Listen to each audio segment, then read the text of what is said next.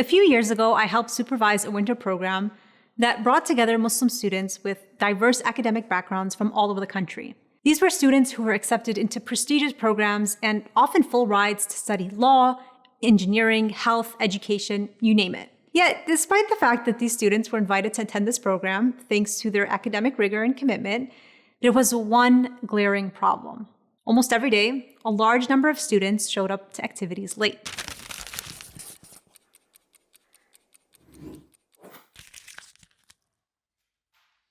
There was traffic, a long line to the bathroom, I'm not feeling well. Every dog ate my homework excuse in the books. And by the third day, I turned to these same students who continuously showed up late and asked the obvious. When you were interviewing for dental school, did you show up late? When you scheduled a meeting with your professor to request a letter of recommendation, were you late? The answer was obvious. The problem with showing up to events and commitments late is that it reveals a much deeper concern, our lack of consideration for time. And this shows up in so many ways in our lives. We wake up late even though we've had a good night's rest and promised ourselves to rise early. We spend our evenings watching TV or scrolling through social media. And we simply don't plan our day around the most valuable thing we've been given, time. Ibn al-Qayyim rahimahullah puts things into perspective when he says, wasting time is worse than death. When you die, you're simply being cut off from this world and the people in it. But when you waste time, you cut yourself off from God and the hereafter. We all know how valuable money is to us. We count every dollar in our wallet and are constantly keeping both eyes on our bank accounts.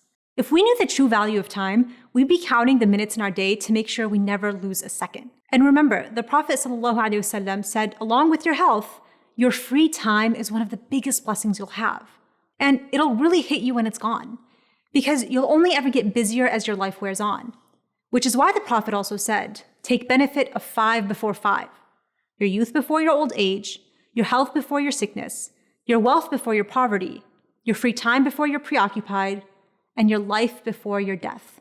3 of these 5 alone revolve around time. It's constantly ticking.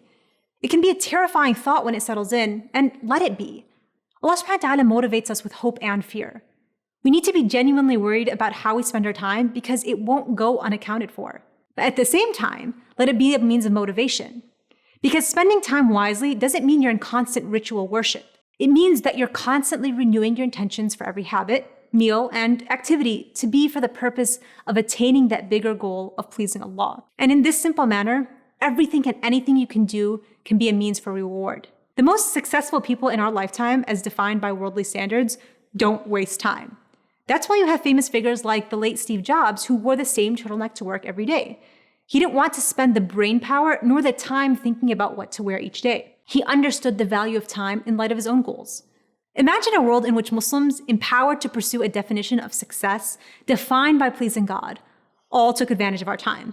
We'd be at the forefront of education, technology, leadership, science, philosophy, and yet all it takes is one person to exemplify this trait for the world to be forever changed. And that person can be you.